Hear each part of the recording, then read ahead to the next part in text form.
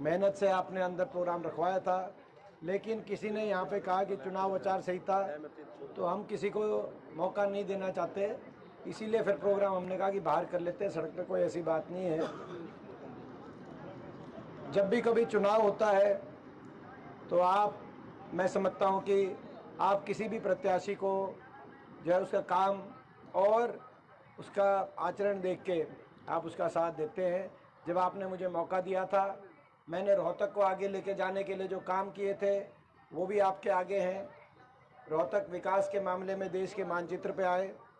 रोहतक में 4 lane highway, 6 lane highways आए, चारों तरफ बाईपास उस समय बने, चाहे वो IMT आए, इंडस्ट्री आए, शिक्षा के संस्थान आए, चाहे बहादुरगढ़ में मेट्रो आए, वो सारे काम उस समय जो हुए थे हमारे इलाके में वो भी आपको याद होंगे। और इन इतने वर्षों का मेरा आचरण भी आपके आगे है।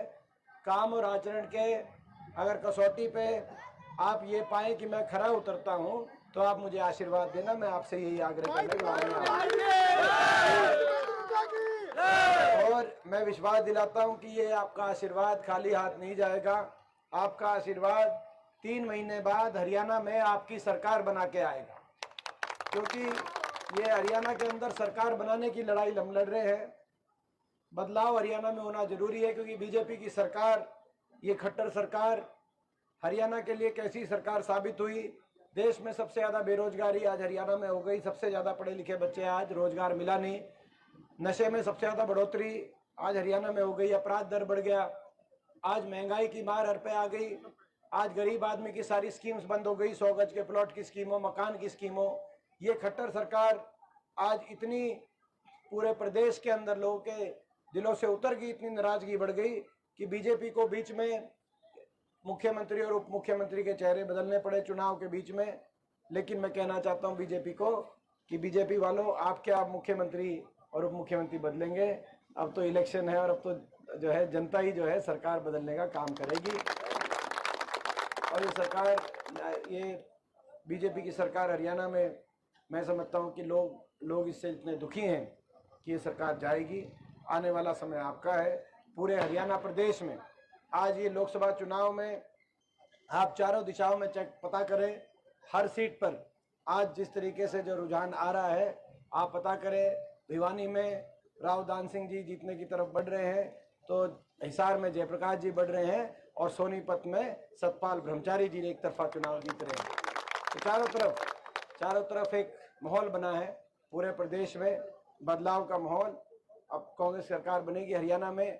लड़ाई असली लड़ाई जो है वो वाया दिल्ली चंडीगढ़ जाने की लड़ाई है। राज अपने इलाके में आएगा तब अपना इलाका आगे जा सकता है।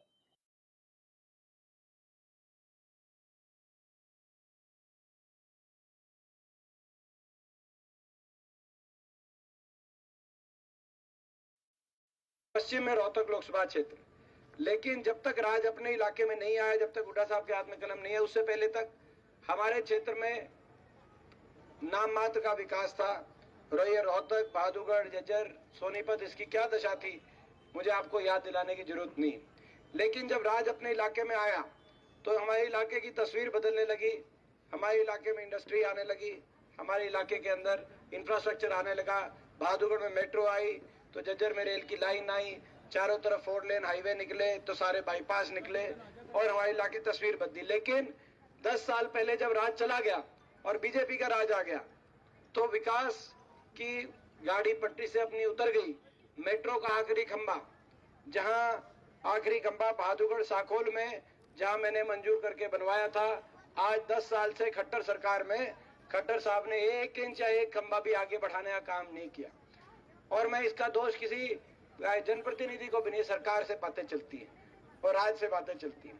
तो ये मैं समझता हूं कि हमारा संकल्प है कि आने वाले समय में ये अपना हमारा इलाका रोहतक का विकास की रफ्तार दोबारा बढ़े।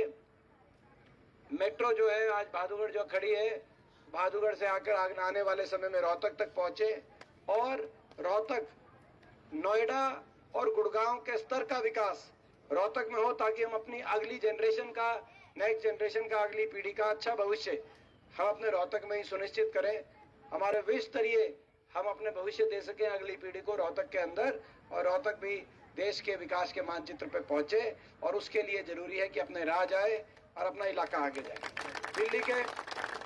दिल्ली के नजदीक है हम, मगर आज उसका फायदा उठाने का मैं समझता हूँ हमारी अगली पीढ़ी के लिए तो ये हमारा संकल्प है। तो भाई मैं पूछता हूँ भाई अपने गांव से कि भाई इस संकल्प में और हरियाणा में बदलाव लाने के संकल्प में ये लड़ाई है। ये लड़ाई हरियाणा के भविष्य को बचाने की लड़ाई है। ये लड़ाई रोहतक के रुके हुए विकास को आगे बढ़ाने की लड़ाई है। और ये लड़ाई बाबा साहब भीमराव अंबेडकर जी के संविधान को बचाने की भी लड़ाई है, क्योंकि ये तानाशाही ताकतें आ गई हैं। ये तानाशाही ताकतें आ गई हैं, लोकतंत्र में विश्वास ना रखने वाली ये ताकतें आ गई हैं। ये देश से हर महापुरुष का नाम मिटा के केवल अपना नाम लिखवाने वाली ताकतें आ गई हैं कुछ। तो ये आज संविधान को बचाने की भी ये लड़ाई है। तो मैं गांव से पूछता हूँ कि भाई अपना गांव का साथ इस लड़ाई में, भाई अपना गांव का आशीर्वाद किसी से कम तो नहीं रहेगा। मैं आप सबसे पूछना, तो भाई मैं भी ये विश्वास दिलाता हूँ गांव के लिए हमेशा भाई मेरी तरफ से कभी भी कोई गांव का जो है भाई कोई भी कमी कसर गांव की मेरी तरफ से नहीं रहेगी। और देखो एक और मैं बात बताना चाहता हूँ आपको, अपनेपन की एक बात मैं कहना चाहता हूँ। अभी दादाजी ने आशीर्वाद दिया, लक्ष्मी चंद जी ने, उन्होंने मेरे स्वर्गीय दादाजी को भी याद किया। उन्होंने कहा जब उन्होंने इलेक्शन लड़े थे तो उनका भी आशीर्वाद दिया, तो उनको भी वोट दी थी, उड़ा साहब को भी कहा था और मेरे को भी। तो कहने का मतलब ये अपनेपन की बात होती है। एक दिन में संबंध नहीं बनते।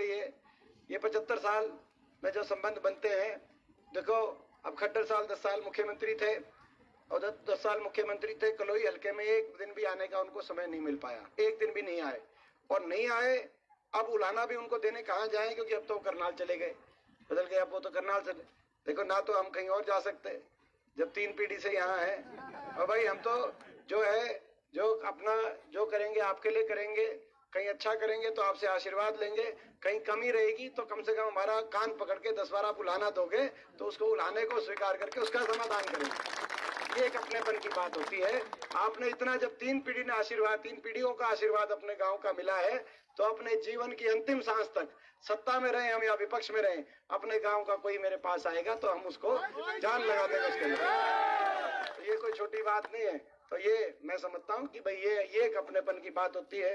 तो आज अपने गांव ने इतना जो मान सम्मान स्वागत किया, मैं पूरे गांव की छत्तीसगढ़ का धन्यवाद करते हुए भाई बताओ भाई पूरी तरीके से निश्चिंत होके निफराम होके अगले गांव में जाएं भाई। इलेक्शन अपना गांव इलेक्शन संभाल लेगा भाई। बहुत बहुत